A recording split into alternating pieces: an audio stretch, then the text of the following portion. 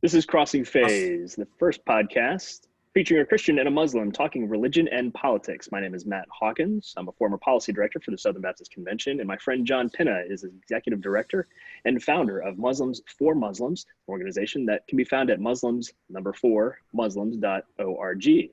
He's joining me from upstate New York once again, and we have our special friend, Jay Kansara, from years of collaborating in the public square, sometimes squaring off maybe on certain issues, but ultimately a friend. And we're going to talk about some interesting things today.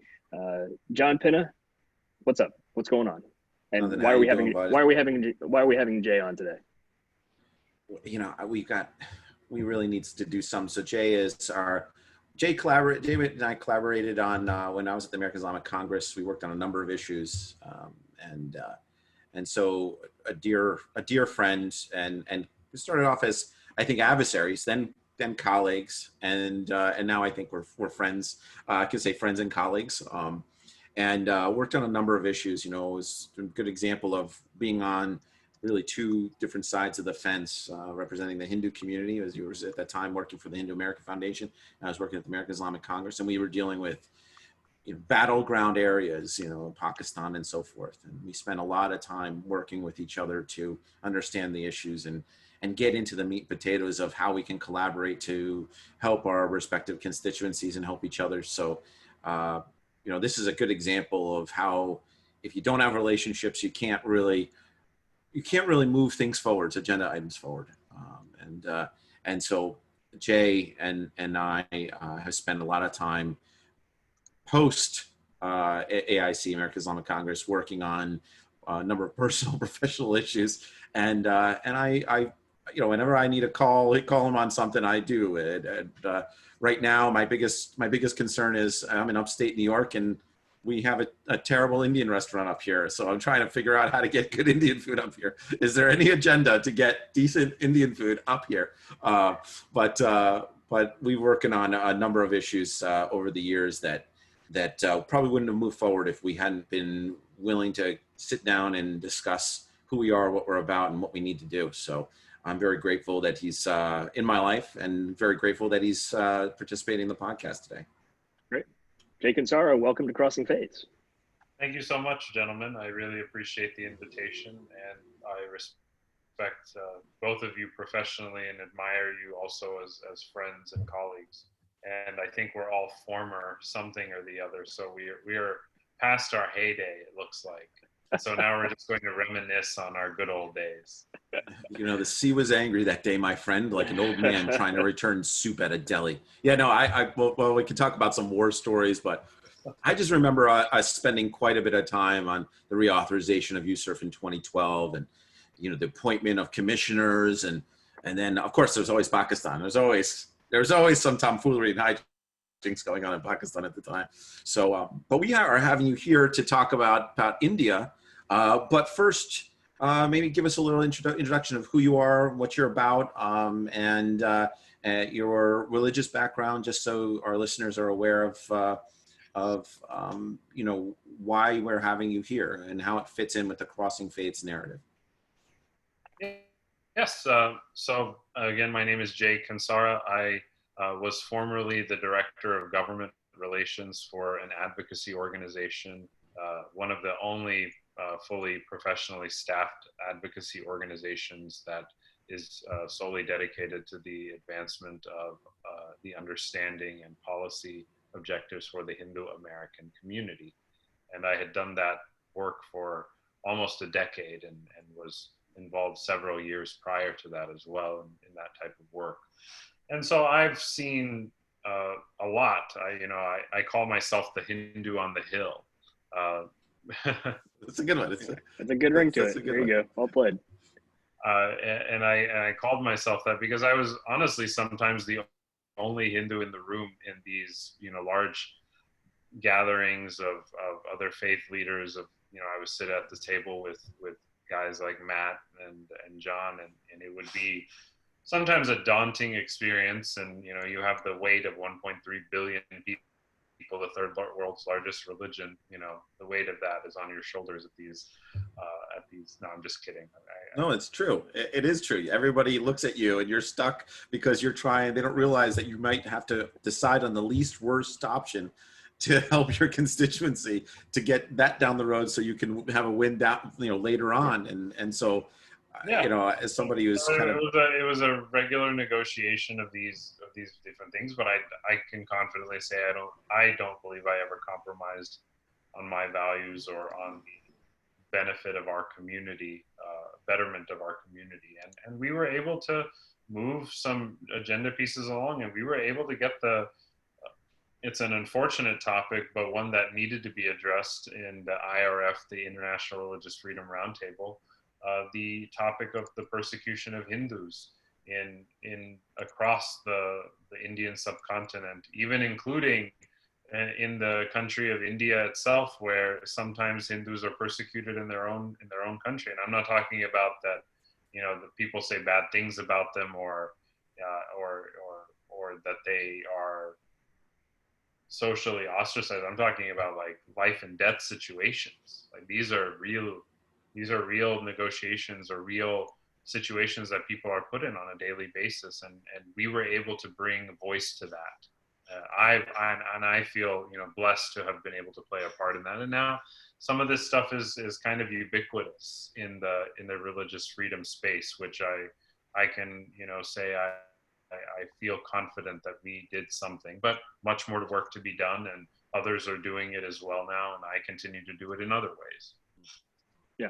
Well, I want to circle back to one thing that Jay talked about. I mean, you were kind of saying it a little bit self-deprecating and kind of tongue-in-cheek about the weight of your entire religious constituency behind you. But I think that's a good insight for people who haven't worked on Capitol Hill, because even though I don't think the three of us would never claim to represent all of Southern Baptists in my case, Ismaili Muslims in John's case, or Hindus in your case, but when you're the only guy in the room, you do feel a certain responsibility, right, to be a voice from that community and to represent that community well, even though you're not trying to speak for everybody in that community. So I think that's a good insight for listeners who maybe haven't thought what that advocacy, that kind of inner circle Capitol Hill advocacy looks like. But it's kind of a big deal when you're, especially for, I presume, groups like Hindus and Muslims in America who are kind of the minorities. So you show up to the multi-faith gathering, but what you often see is a more ecumenical gathering of a lot of Christians, right? At least that's what it can look like sometimes. So I appreciate you guys continuing to show up, certainly in that era of our work together, and then beyond that. So I think that's a good glimpse in what that kind of work looks like. Thank you. And it was a very exciting time in my life. And I think, so I should also mention, like, we've been working on these relationships for many years, and we had so Ambassador Brownback, he still is the ambassador at large for international religious freedom. I came in, when he came in, I had a very unique opportunity because I had directly worked with him as governor of Kansas. I had met with him twice in that year when he was appointed, as in Topeka, Kansas, because there was unfortunately a hate crime in Kansas where he was, and he really mobilized the state apparatus to make a community, the Indian American community, that unfortunately the person who was a victim of the murder of this in Kansas in, what was that, 2017. It was like February 23rd, 2017. And I went to Kansas and I met with community members, and they were scared. And then the governor reached out, Governor Brownback reached out. And I'd have to say this was a crowning, achievement of his administration to move Kansas forward from this. And I remember when he was nominated for the position of International Religious Freedom Ambassador, he had a lot of opposition, especially from people on, what is now the left, but, then the Democrats. I deliberately wrote the statement of support on behalf of the Hindu American Foundation, where I said, if he is going to approach this topic of international religious freedom with the same sincerity that he did to address the hate crime in Kansas, we will all be in better hands. Yeah. This is not, just to broadcast an endorsement of Ambassador Brownback, because there have been positions he's taken as ambassador that I don't necessarily agree with, but I don't doubt his sincerity at any point in time. And also I use that as an example to say that we built a relationship with him, and we were able to move other topics of discussion forward, which is, I think, critical that to do with anybody at any point in time. Obviously he was a governor, so he's in an exalted position. He's a head of a state, but we should be looking at building these kinds of relationships with our own neighbors, with our own civic society, engaging with different communities in our own backyard, because we don't know where somebody may be in a position of influence, or you yourself may be in a position of influence, and you need to move something forward, and you need allies and advocates. So I think the relationships that I built at the IRF Roundtable are some that I will be calling upon in different directions that my career and my life will be taking. Yeah. So it's Ambassador Brownback, I can second that. I mean, my biggest support for Ambassador Brownback was that he's the first the first individual that's not clergy. that wasn't a priest or a rabbi, or and there's nothing wrong with priests, rabbis, and everybody else, but it becomes very, very difficult when I think that in that position, when you're advocating for religious freedom and you're from a particular matab, religion and belief system, is very, very hard. And I always reference, Ambassador Saperstein. It was very difficult because he was a rabbi. So a lot of the countries that where you have religious freedom issues are Muslim. So right away, a lot of Muslims don't even know how to treat a rabbi when they're walking through the door. So you kiss the ring, you do this. So to have someone who is a religious freedom advocate who happens to be, in this case, Catholic, really helped out tremendously his appointment. And I was an advocate for his appointment and worked with his confirmation. It was as an American Muslim, I felt that it was a tremendous achievement for us to get to that point where we can start appointing non-clergy to that post. And the fact that he was a governor also elevated the stature of international religious freedom in the administration, right. and no matter who the administration may be next time or going forward, I think that precedent is set. Now, there were, as I said before, there were times I disagreed with Ambassador Brownback, and I voiced my concerns with him and particularly in some of the rhetoric or in some of the positioning or the messaging that he was putting out there on India, because I felt that he was not getting the story right. But I always, and I feel like I always have a way to convey my concerns to the audience. Well, I want to point out a lot of what Jay's talking about there, and his experience with Brownback echoes what is kind of our drum on this Crossing Phase podcast, is the value of what we sometimes call religious relationship capital, and that's relationships between members of civil society who are often religious or represent religious bodies with policymakers at the state and local, and in this case the national level.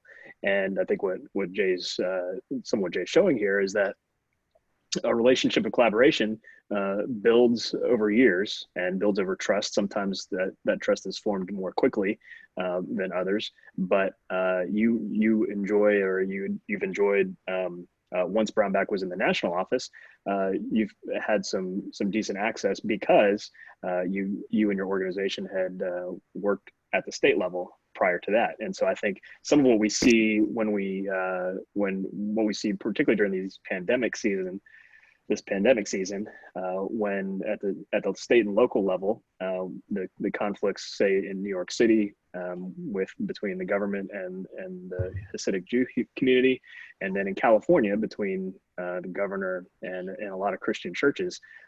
Part of the reason that those conflicts even happen is because there's no relationship between those communities and the government, at least no real meaningful connection and relationships. And I think what we try to model here on Crossing Phase, and I think what you've modeled, Jay, as your example, is that you got to build these relationships over time, and playing the kind of the traditional partisan kind of politicking with government leaders, meaning if their team is in, I'm out, and if my team's in, I'm in.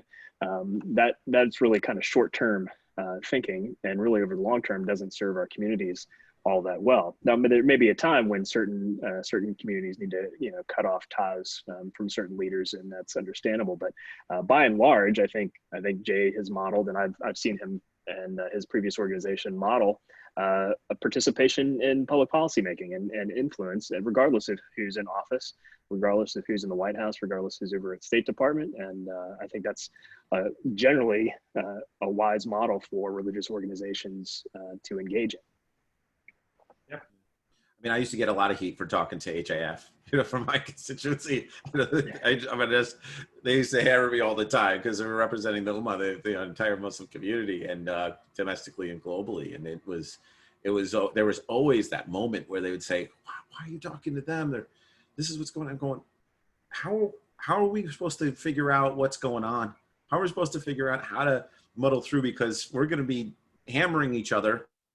And I think that was the relationship before you and I started talking, was just something would happen in Pakistan, something would happen in India, and there was just it was just advocacy against each other. I'm not sure what the engagement was before you and I started chatting, but it was relatively hostile. And I've got to say, we also threw some wrenches into the system, and we also tried to, because we have to also understand something about Hindu advocacy, especially in an American context, or America doesn't have a state religion.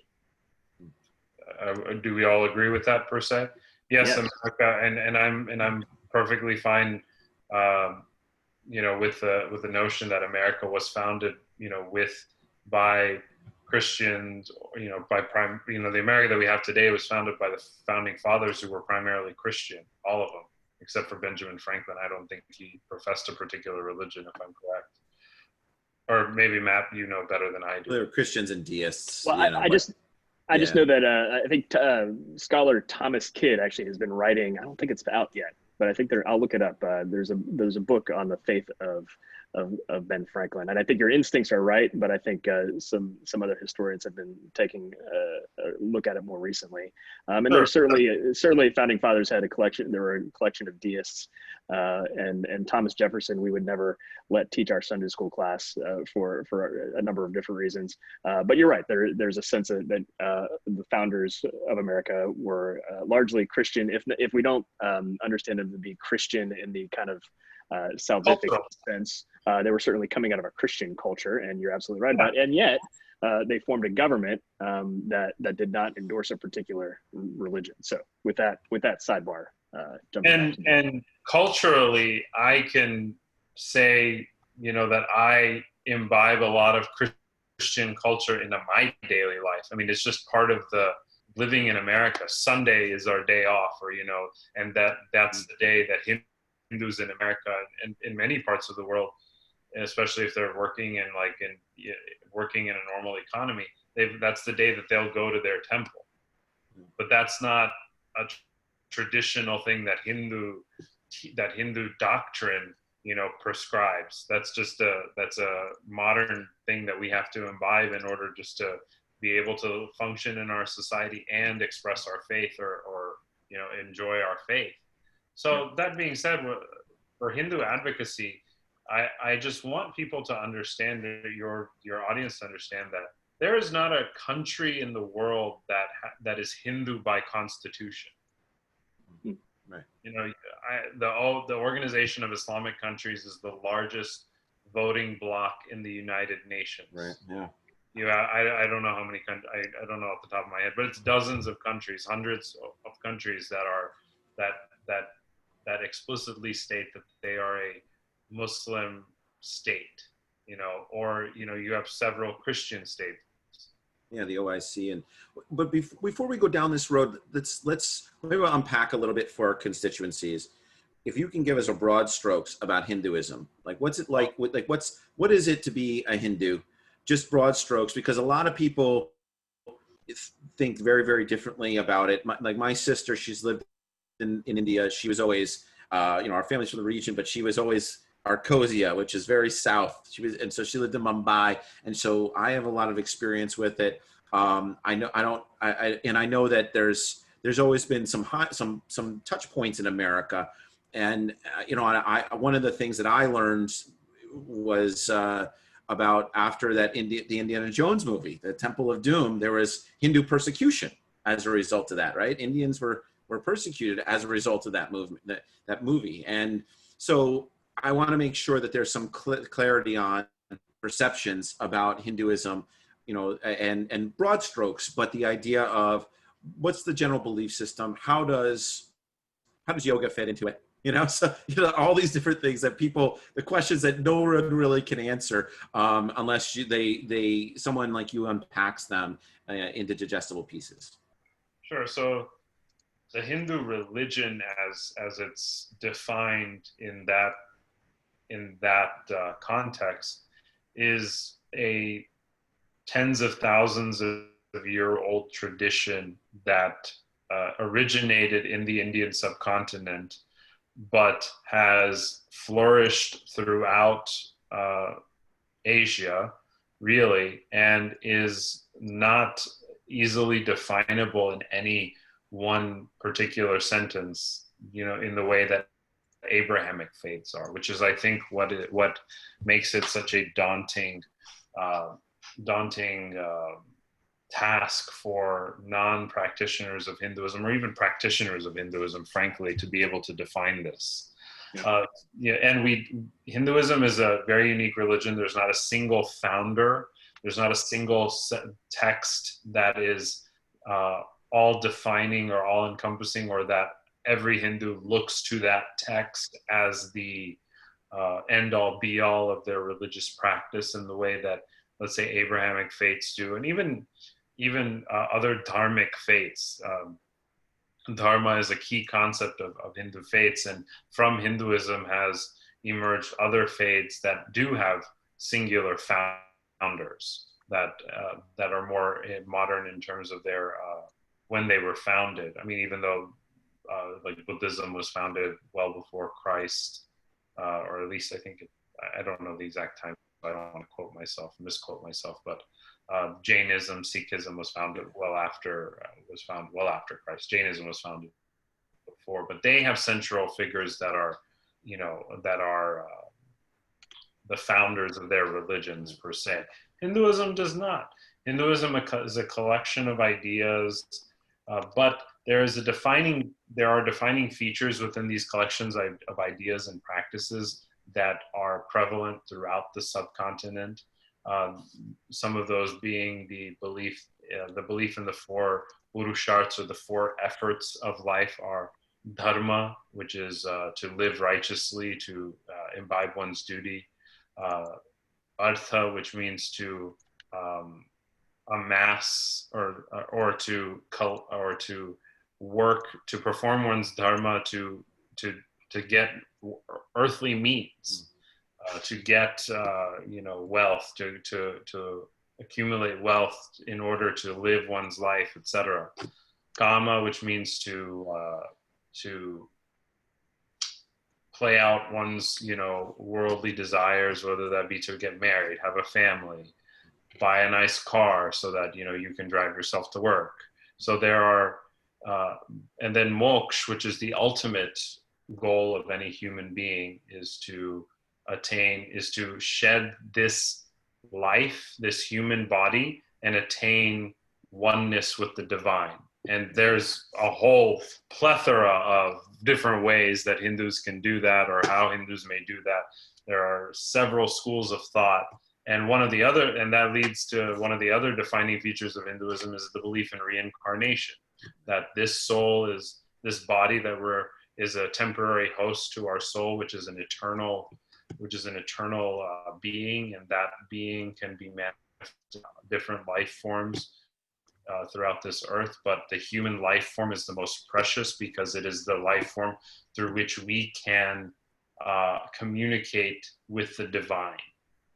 And the divine also can manifest on earth mostly in human form, which are our 9 avatars, primarily, and well as other deities throughout the Hindu pantheon. So God is not necessarily, God is an eternal being, and some schools of thought within Hinduism believe that God is male, some believe that it's female, some believe that there is a divine form, some believe that it is formless, but there is constant theme throughout the Hindu religion that God does manifest, the divine manifests in some type of tangible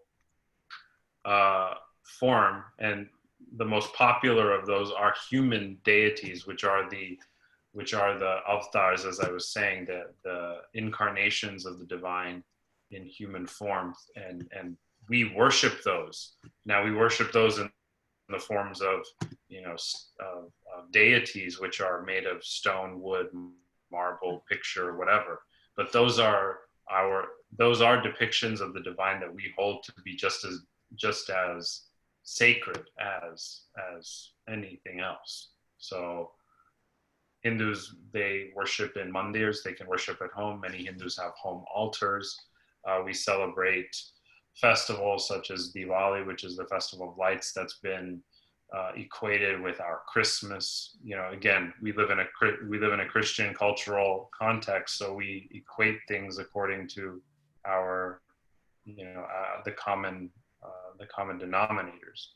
And let's see, we're overall, I would say Hinduism teaches humans to be good. Also, Hinduism, because it has no founding father or one founder or one seminal textbook, a key feature of Hinduism is pluralism, and that is.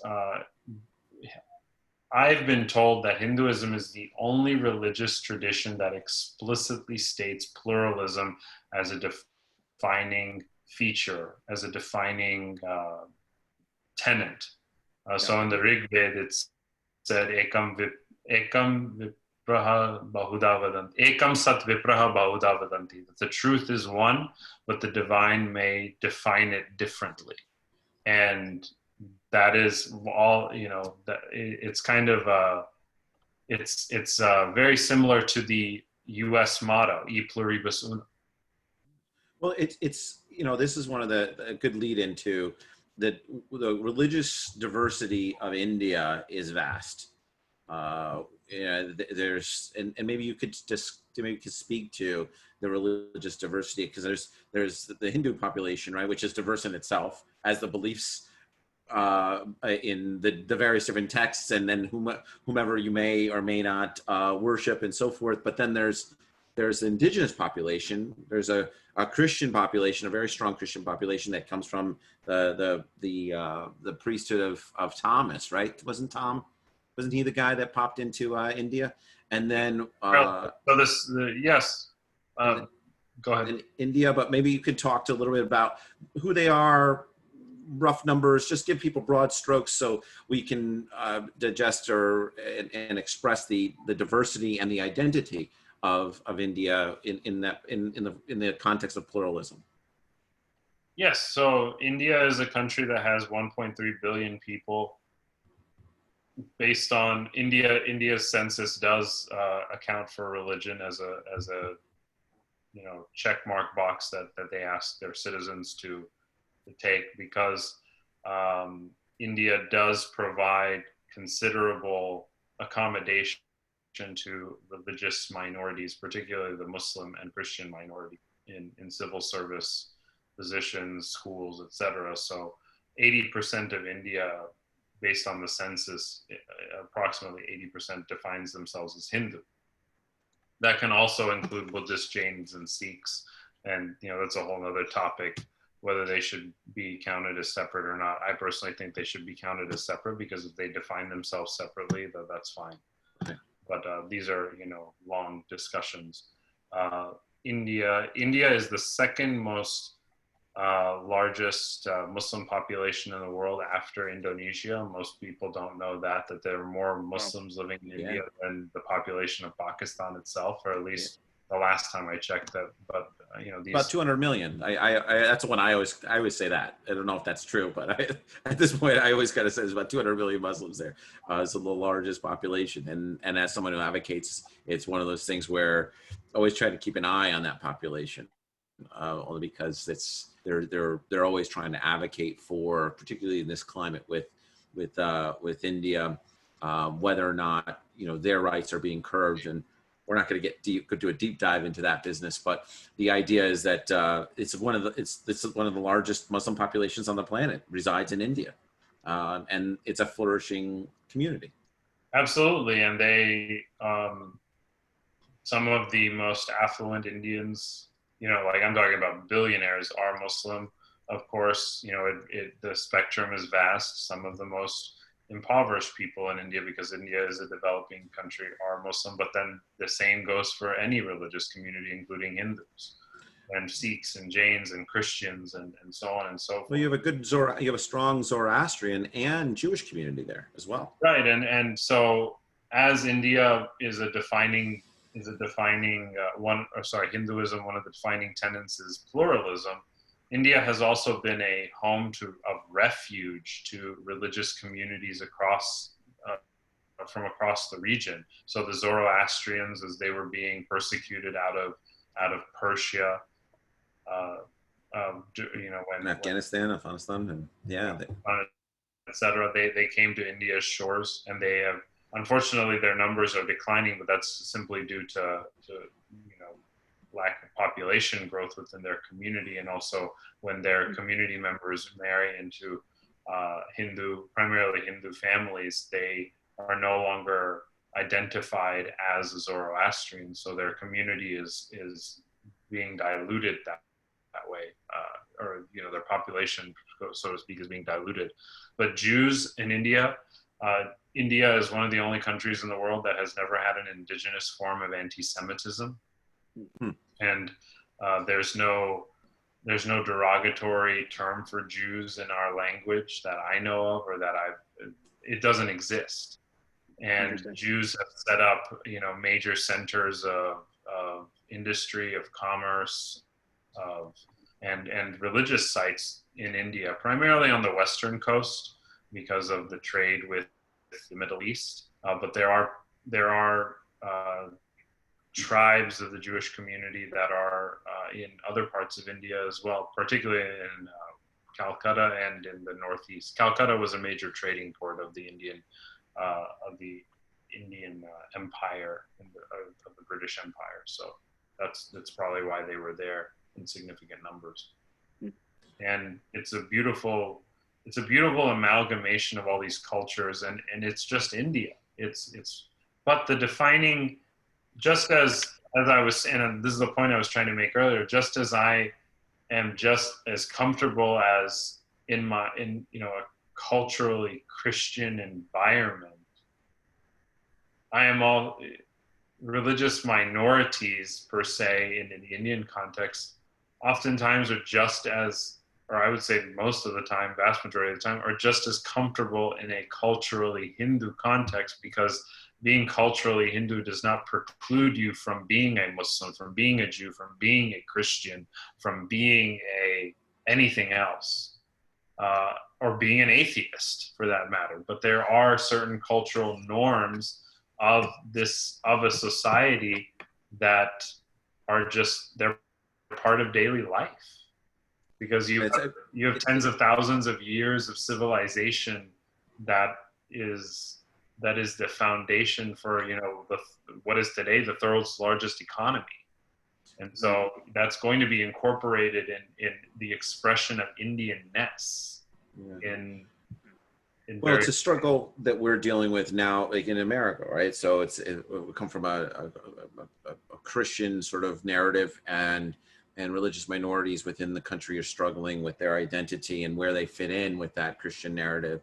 The same thing is happening in India right now, and we can go in depth about there's the new citizenship law. There's all the different kinds there's the designation with USIRF and looking at religious minorities. And the question, the United States Commission for International Religious Freedom designated as on the watch list. And the question is where is the nexus of religious identity and cultural identity relevant, and where does it start to shift into persecution? Like, and so in a country we talk about Islamophobia, I always say, well, it's not Islamophobia. People are actually afraid of Muslims.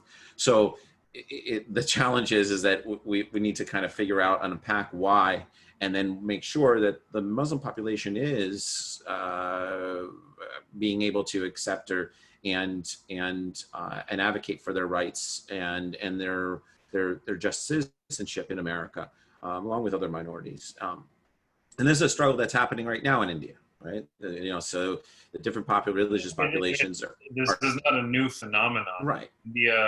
India as a nation state, as we know it, is this Saturday. It's going to be its 74th birthday. Right.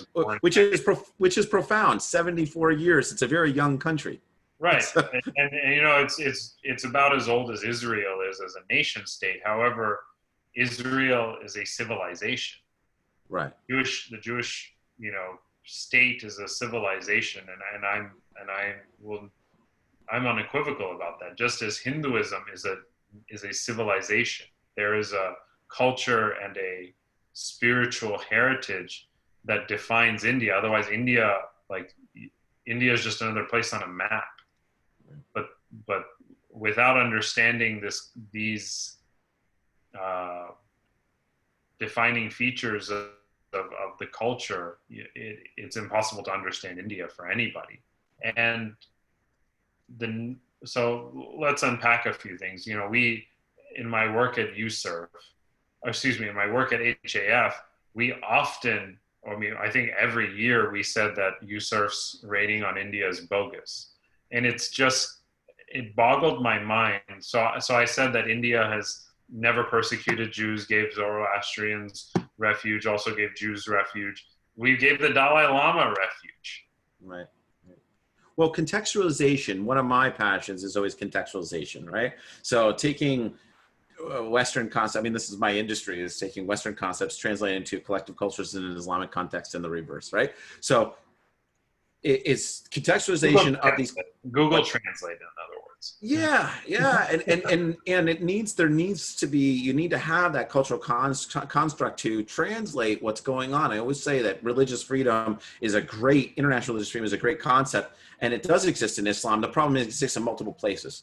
So,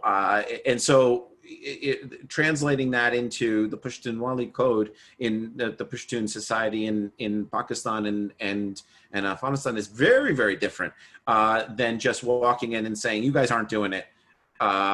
This is what you need to do. And it becomes a very unfamiliar element. So that's an interesting point you make, because there was a vibrant Hindu and Sikh population in Afghanistan. Yeah. Until the time the Mujahideen took over, and even during the Mujahideen, like in the aftermath of the Mujahideen, and even under some years of the Taliban, there was an understanding that they are critical to the economy. They're traders. They're Afghans. Yeah. And now, in the last 2 years, ISIS is just, like, the hell with these people. Yeah. Well, ISIS is a doomsday cult within the construct of Islam, and they're passionate about murdering everyone. And this is the problem, is that we don't provide the tools to empower and to execute religious freedom advocacy within my case, Muslim countries.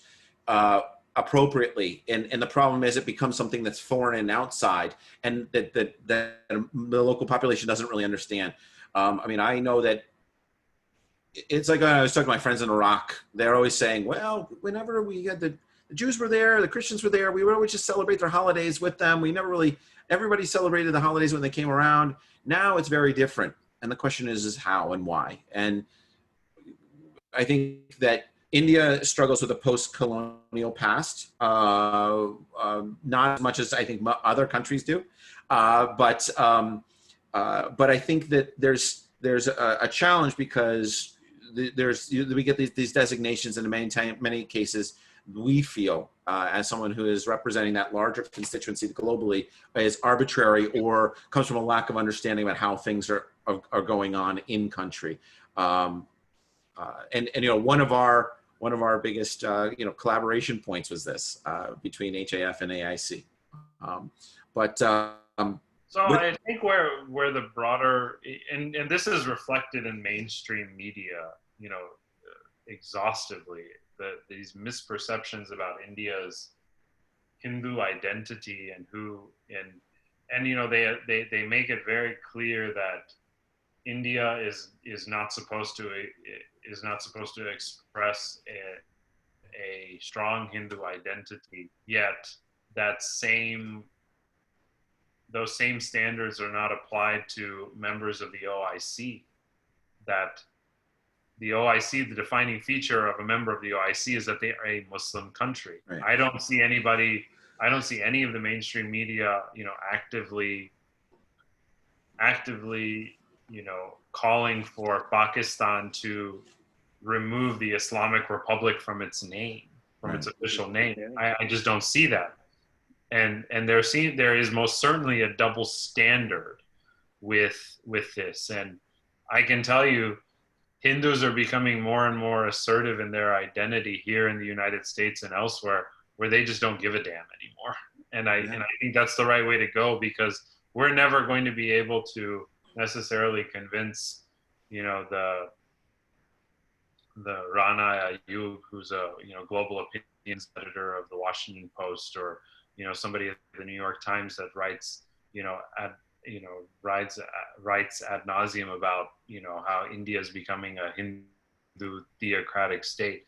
Like that can't exist, because there is no one Hinduism that is the defining feature of the state. So, for example, at this Ram Mandir ground laying ceremony that occurred 1 week ago, and which was a momentous occasion for India and for Hindus around the world, and even Muslims are like, finally there's closure to this chapter in recent modern Indian history. Or, I mean, it's a 500-year-old conflict, but they're like, there's closure. Let's move on. You know, we got stuff to do. But there were 135 different saints that were present, and there would have been probably 1,000, 2,000, 10,000 had COVID not been, you know, a factor. There would have been there were 135 different saints who are representing very different orders, who have very different perspectives on many different things, but they were all there to celebrate this momentous occasion. Right. And there were even Sikhs. I think there were a couple of Jains, Buddhists even in the audience. That should have been a story, but the mainstream media wants to, you know, portrays India as this like homogenous theocratic state. You know, this word Hindutva, which is supposed to be the equivalent of ISIS, like, you know, theocracy, which is just ridiculous in and of itself. And I'm not necessarily a Hindutvawadi myself. Like, I don't wear saffron. Like, I was not brought up in the RSS tradition myself, but I'm not going to denigrate these people just because they want to have some cultural cohesion with the geographic place that they live. Well, I think, you know, like most of our communities, and I can speak, like we were talking about ISIS, I go, well, they're a doomsday cult, right? So I can sit and we get a lot of bad heat because of ISIS, Al Qaeda, and all these people. The RSS, the BJP, and all these. There's the mainstream factions, and then there's the extremist faction, right? There's extremist components, just like any big organization. And I think, and a lot of times that's where you get a lot of bad press, but bad activities, right? And as someone, I agree with that. I agree there are extremists, but the extremists of the RSS and the BJP don't have access, or I don't think are fawning for access to military weapons. Right. I mean, I'm, you know, like I said, I don't want to go do a deep dive into that business. I mean, we had John Providos on here once and chatted about some of this stuff. I just think there needs to be some context into like, yeah, somebody's an extremist, but like, that's like your crazy uncle at Thanksgiving kind of extremist versus somebody who has access to military, you know, equipment, whatever, in some of these other places like Afghanistan, Pakistan. Right. I mean, and I advocate that, you know, those guys in ISIS, they're not Muslims. They're a doomsday cult. You know, they're like, it's like a David Koresh type situation, you know, so, or a Jim Jones type situation. But let's get to the meat and potatoes of why Americans should care. What's that? Tofu and potato. I'm a vegetarian. Tofu and potatoes. So, well, yeah. So I didn't specify what kind of meat. You know, the problem is that you know, we could get to. I've had a vegetarian Reuben the other day. That while the majority of vegetarians in the world exist in India, and the vast majority of people in India eat a far larger plant-based diet, vegetarianism is not necessarily like a tenet of Hindu faith. It's certain schools of thought believe that a vegetarian diet is important. Some schools of thought in Hinduism offer meat to their deities. So there's like a wide variety of even this topic. So I just wanted to show you this is another complexity of India that many people don't understand. One of the things we'll ask you to do is to share with us some links about what you know, from your perspective, because I'm there's no way I'm sharing a link of the diversity of the Hindu community and where to go to get more information that's appropriate, as opposed to someone just doing a Google search and then landing on something. But one of the things we'd like to get into is why is India important to America, and from a policy and security perspective. Can you unpack that for our constituencies, for our listeners? So India is also the largest democracy in the world. Their recent election, last year, 2019, 600 million people voted, twice the number of people that are in the United States today, that has like an abysmal voter turnout record, in and of itself, which is supposed to be the epitome of democracy. In India has twice as many people voting, right, than our population, than America's population right now. And India, the election commissioner of India came to Washington, D.C., and he gave a talk, and he said, there's a village in the northeast of India, which is a very remote jungle part of India, if you look on a map. There is one constituent there, and we made sure that there was a voting booth for them. Right on. So needless to say, India is a democracy. Right, so they're providing access, they're passionate about the process. So largest democracy in the largest democracy, and in a neighborhood where democracy is not exactly the norm of society, it's a jewel. It's really a shining star in that region. Like east of Israel, the first democracy you can land on is India. Right. And then east of that, the first real democracy you can probably land on is Korea, South Korea, and then Japan. Yep. So think about like the dearth of and then Australia, of course. Even further east of that, Indonesia. Yes, I should also say Indonesia is a functioning democracy for all intents and purposes. But like for a country that size, India is important because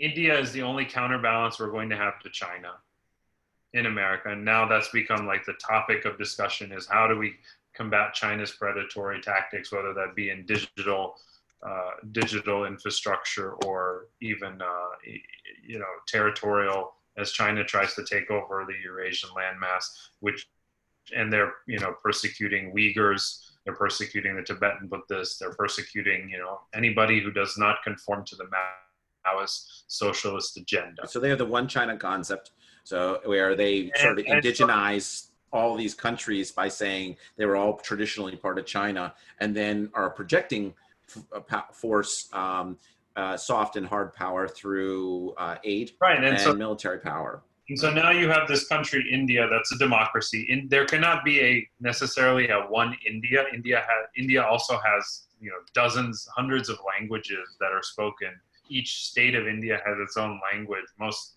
states of India have their own language or their own regional dialect that they conduct business in, the business of the state in, general commerce, conversations between citizens. And you can't have a one India policy, but you can have a unified India. And right now, India is pretty unified. Right. And that's important. And they are unified against terrorism. They are unified against China's predatory tactics. And so for America, and underlying that unity is a Hindu ethos, whether people call it that on a daily basis or not, that's what it is. And that is why, and so that makes America, that's what makes India that much more important to America, because you do have a unified force against these bad actors, the axis of tyranny. So I think if India and America, even in countries like Australia and Japan, part of the Alliance of Liberty, and then you have the axis of tyranny, which includes China, Pakistan, Iran, and other countries that are nation states that that are on the global stage, that have a seat at the table in the UN, but they intentionally and deliberately and constitutionally terrorize religious minorities within their borders. Yeah. So that's why it's important, and Indian Americans bring that ethos with them here in the United States. And we participate in democracy. There are 5 members of Congress that are Indian American. Potentially, I don't know but during the course of this announcement, if Kamala Harris has been decided as the VP pick, but she came from a Hindu family, or at least her mother was Hindu. Is Hindu, I think she's still. But is that something that the community would support? Well, that's a different topic. I mean, I personally don't think that she is emblematic of the community. She seems very angry for some reason. I don't know. Yeah. I don't know. She doesn't seem nice about anything. Before we take a trail off into domestic politics, that's just a personal statement. Well, look, this is what I have a saying. I think the term foreign policy is such a misnomer, because American foreign policy is always somebody else's domestic policy. Right. Yeah. Well, and on that note, that's a great transition.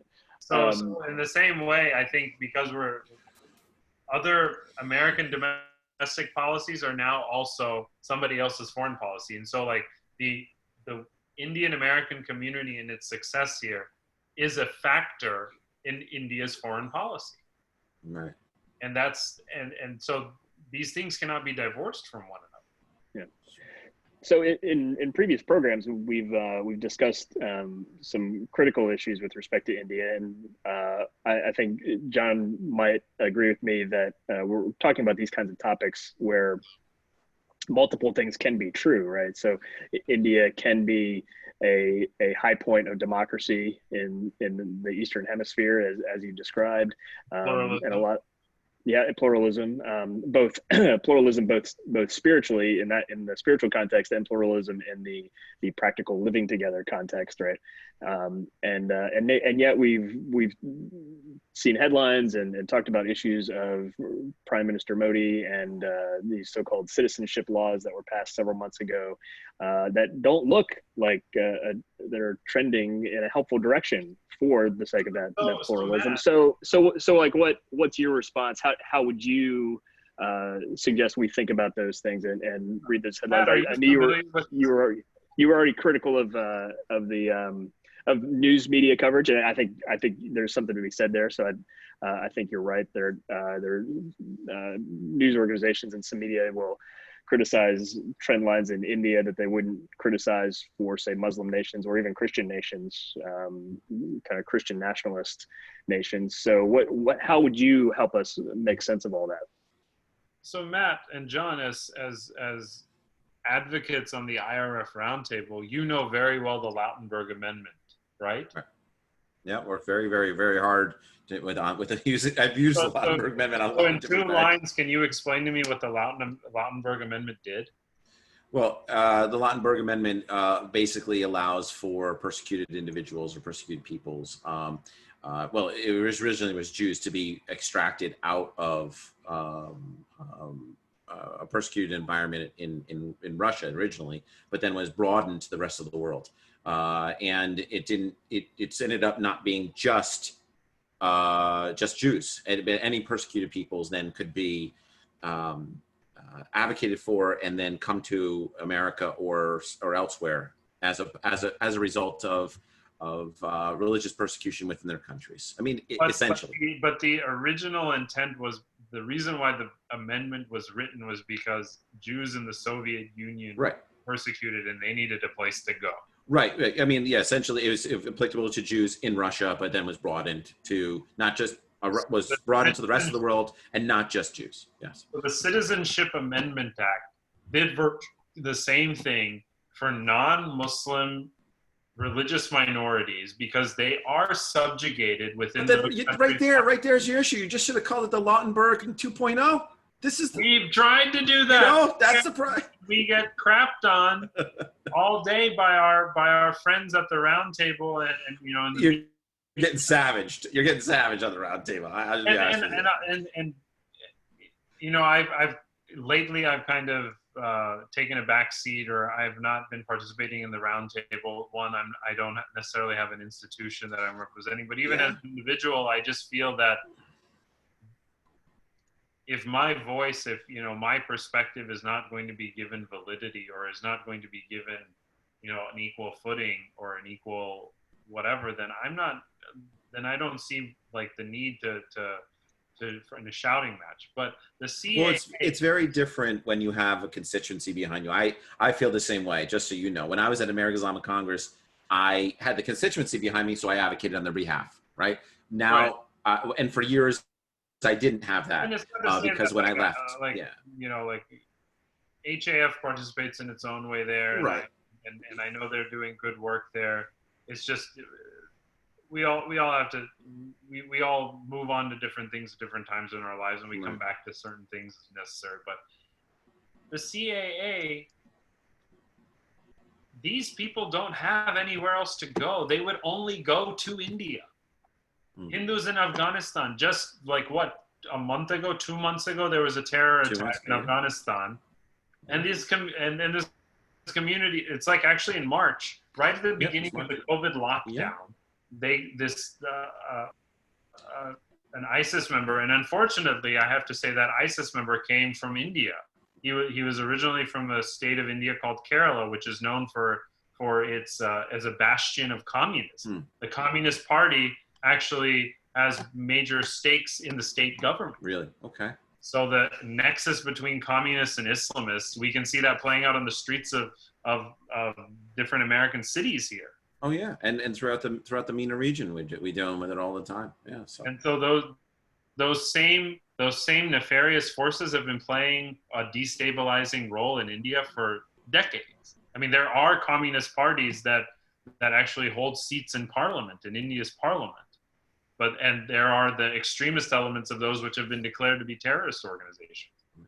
So needless to say, in Afghanistan, and this is 2 years after one of the most heinous attacks in Afghanistan, killing like 25, again, forgive me on the numbers, but they killed a couple dozen Sikh and Hindu leaders out of a community that's only a few hundred. Like, you're literally killing the brain trust of this community. That is genocide.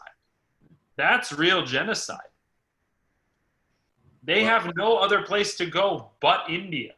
Yeah. So So unpack that for a little bit. You're saying that this is very similar to the Lautenberg Amendment. So rescuing individuals who are culturally and religiously Hindu from the rest of from persecuted environments. Even Christians, even Sikhs are they identify as a different religion, so they are a different.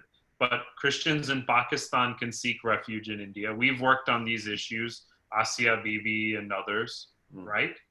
Right. Yeah, and the Roundtable, they can seek refuge in India. So why can't an Ahmadiyya Muslim? So that was one argument that somebody made, and this is where I actually disagreed with HAF. I haven't publicly stated anything, so this is my coming out against a disagreement with HAF. But I disagreed with HAF's position that they wanted to include. They encouraged the Indian government, or urged the Indian government to include Ahmadiyyas in the Citizenship Amendment Act, and I thought that's not. No, because Ahmadiyya, the reason why they are persecuted in Pakistan is because they call themselves Muslim. Right. Yeah, you're right. And so by including them in the CAA, you are thereby acknowledging you are actually institutionalizing the persecution that they face in Pakistan because you're calling them a non-Muslim. Right. Oh, interesting.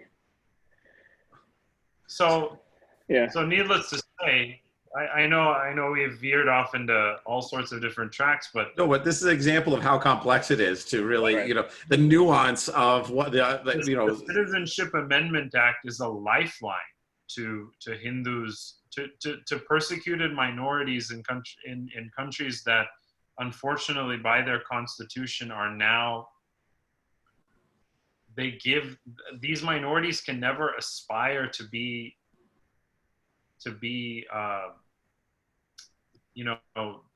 top citizens of these countries. India has had two Muslim presidents. Right. Theoretically, if somebody who's popular enough, if a Muslim wanted to become prime minister in India, they can.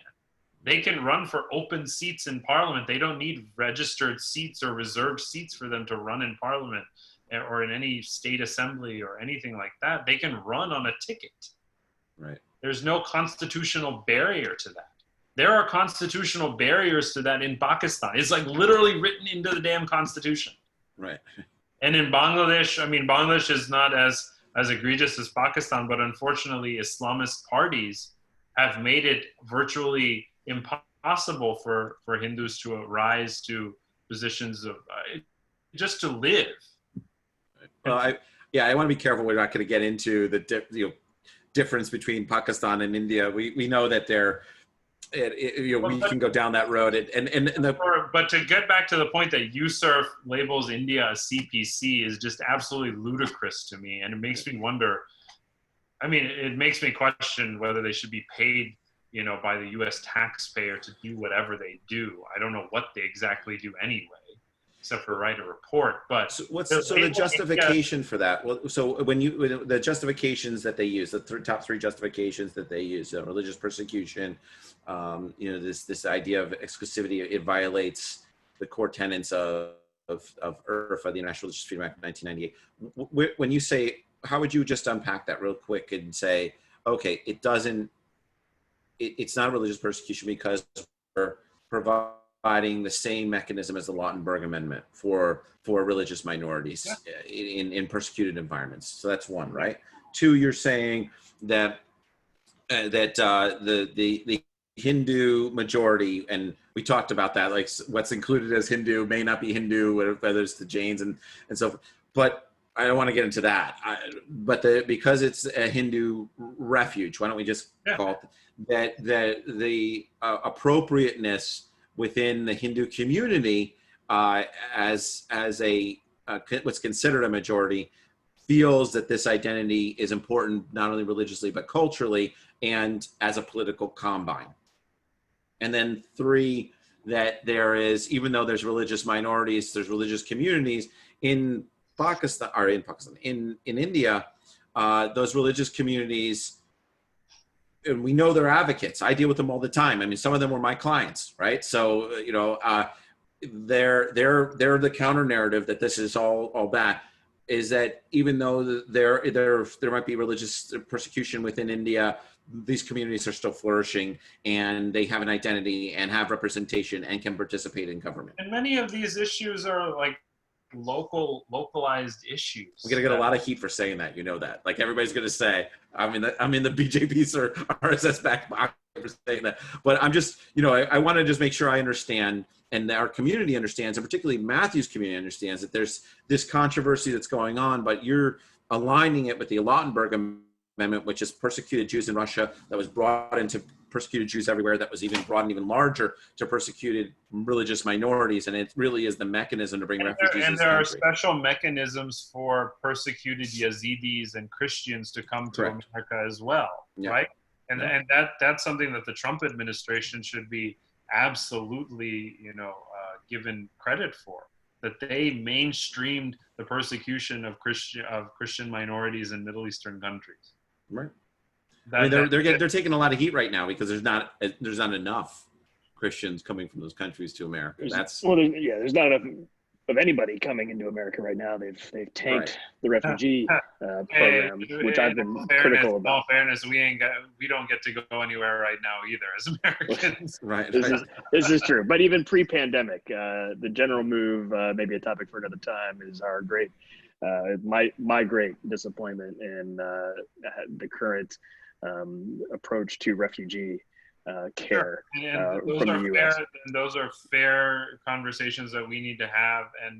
But needless to say, for India, so getting back to Afghanistan, India is finally, now that their COVID is, they're just going to have to deal with COVID. So they are finally going to allow Hindus and Sikhs from Afghanistan to migrate into India, to seek refugee status into India after 4 months. But they would have done it immediately had COVID not been a topic or a factor of consideration. Same thing in Pakistan. I know families who have had to flee to India through the mechanism of getting a pilgrimage visa to conduct some pilgrimage in India, and their intention is just to stay, and the Indian government knows it. They've been doing it for years. They've been giving these visas, but instead of these people languishing in refugee camps unnecessarily for years and years, they provided a fast-track mechanism because they know they can't go back to their home countries. And for the U.S. government entity like USIRF to criticize that is just absolutely ridiculous. And frankly, you talked about the reauthorization of USIRF. I don't think USIRF should be reauthorized because I don't think they're fulfilling their mandate. I think they're wasting American taxpayer money. I fluctuate, with one day. It depends on which day you're talking to me. As somebody who, in 2012 led the reauthorization, the civil society-led reauthorization of USIRF, I felt like it's an institution that was so important that we shouldn't lose it, despite the turmoil involved with how the commissioners interacted and so forth. My biggest problem is there should be requirements within the commissioners to have religious diversity. I can't, it's right now, it's just dominated by Christian evangelicals. There's one Muslim a Uyghur Muslim. And I think there's one Hindu, right? Is there one Hindu? Anurima Bhargava, yes, she identifies as a Hindu. Look, I'm not going to comment on her Hindu. Well, we'll just call her Hindu. I'm not going to, she identifies. Nobody should be commenting on somebody else's Hindu-ness. Right. Yeah. So I'm not commenting on anybody's Hindu-ness, but I was just saying that there's just a tremendous amount of, it's just lopsided.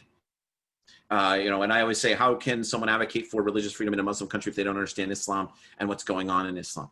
I was very critical about Schumer's support. But needless to say, Anurima Bhargava does not understand the complexities of Hindu society. And that I can ascertain from conversations I've had with her off the record and her public statements. She is not somebody that I consider to be an authority figure on India or on Hinduism.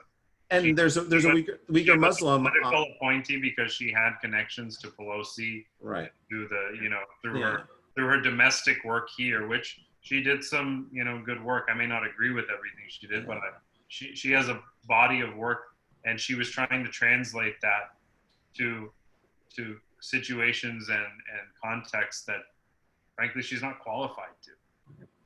Well, and it speaks to this whole conversation, as much of a divergence as it is, it speaks to the necessity for good USIRF appointees and for the elected officials who appoint them to not dish it out, not dish such appointments out for like political. Tenzin Dorji was great. I love Tenzin Dorji. Yeah, sure. There have been some great people on there, but there seems to be some qualifications that we'd appreciate. Yeah, you have to know about religious freedom. You have to be a pluralist who happens to be somebody. I mean, we've dealt with this quite a bit, and I just the challenge is that it's always very difficult when someone takes a few trips to the Middle East, which is nice. It's great if they have taken a few trips to the Middle East and then are able to write on a few things and do that stuff. But in many cases, for example, the latest appointment was Schumer's appointment, and it's someone who worked for a seminary who happens to be happens to have a religious background, but was in administration there, so doesn't know about religious freedom. Is not an advocate, and you just go, oh God. So how do we get this guy's got to come up to speed, and in 2 years he's gonna finally be up to speed, but then he's going to be released from being a commissioner because the terms are 2 years. Bangladesh has escaped mention from USIRF's report for several years in a row. I have done more to advocate for the Bangladeshi Hindu community than anything else I've done in my career, and they have failed to. Bangladesh's Hindu community literally declines by percentage points annually. Right. Yeah, but this is it has to do with the way the way things are looked at in DC, what the priorities are. I've been advocating for the Rohingya, right? So institutional, just like the Uyghurs in China, this is institutional governmental genocide, persecution of Muslims. And the Rohingya in Myanmar hasn't been addressed at all. All of a sudden it pops up 2 roundtables ago.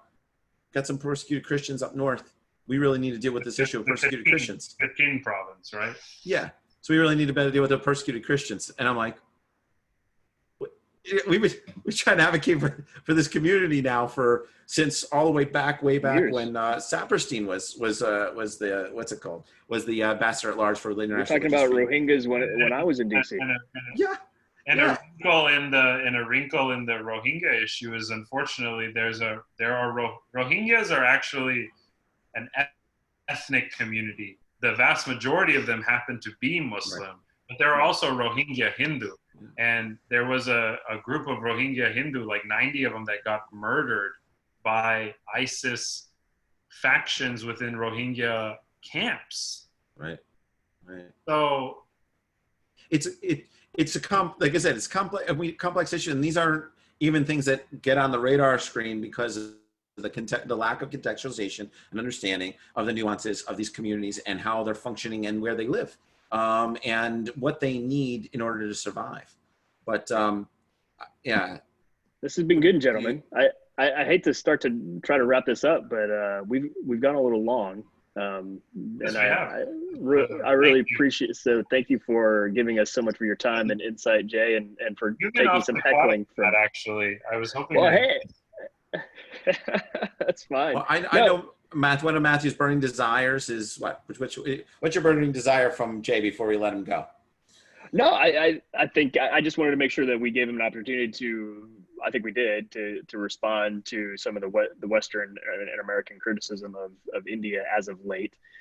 So because I know we've had at least 2 programs on sharing some other viewpoints, and I wanted to make sure that he had the opportunity to respond and not and let us give him some airtime to do so. So I think we touched on it. That's kind of where I wanted to go. And I think earlier in the program, I liked his anecdotes about Brownback and his advocacy work, because I always want to underscore the importance on domestic and religious advocacy folks to build relationships, state, local, and federal level, because our government institutions aren't always equipped to, number one, understand the complexities like John and Jay have both pointed out, but also understand our communities. And so you need to be at the table, so to speak, as often as you can. Otherwise, these issues don't get the attention they deserve, whether it's here in the U.S. or elsewhere. So you're not on the table, you're on the menu. That's right. Yeah, that's the classic line from Capitol Hill Life. So Jay Kansara, thank you very much for your time and expertise here at Crossing Phase. Send us any links and we'll add them to the show notes. And looking forward to seeing you again sometime after the pandemic. I appreciate it. Absolutely. And I'm happy to come on to this platform anytime to answer any other questions or distill any other information. We'll have a down and dirty session, just the two of us. This way, Matthew, we could, we could talk the truth about Cap Hill, what's going on, and right. Have a religious minority sort of rap session. We could do that one, air it and see what's going on. It's so seriously, Jay, it's been good to catch up. Now. I'm sorry, what did you say? I missed it. I said this unholy trinity is going to disband. Well, it's really kind of funny. Look, we the three of us represented our respective constituencies, so we had a lot of pressure on our backs when we were representing our constituencies both domestically and globally. And then we're all out of those organizations, and it's proof. It's just an amazing moment for us to be communicating like this, because we are not bound by our organizations to talk. We're not bound to call each other and interact. We're not bound by any of these things. And we're discussing the issues candidly, in some respects, like we did behind closed doors. A lot of times we weren't able to do this in public because we were representing our agendas and pushing our agendas. So, I think it's an amazing moment in time, because our mission with this organization, with Crossing Phase, and this agenda is to demonstrate that there needs to be continuous dialogue. And instead of just having a one-off event with a podium and a video and everybody talks about how crazy something is, and then everybody's walking home after they've handed out the pamphlets and there's free lunches, you've gotten the free lunch. This keeps the conversation going, and we can keep revisiting it, but we're doing this because we're passionate about all religious communities and each other. And because we have these relationships, we're able to kind of just talk like you would in the living room about what's going on. So it's, we appreciate you taking the time to chat with us today. And give it a little, namaste back at you. I don't normally say that. I'm always a salam, salam alaikum, and then rafaq, like comrade, that's always my business. But because we're close friends, I don't normally, I didn't even do that to the Dalai Lama when he was giving his business. So you're the first namaste I've ever done. My sister would love that, actually. That's funny. I'm just gonna say, see y'all. That's going to be my sign off. But more information on Jay Kansara and his work will be up at crossingphase.com along with our show. Thank you, gentlemen. Thank you.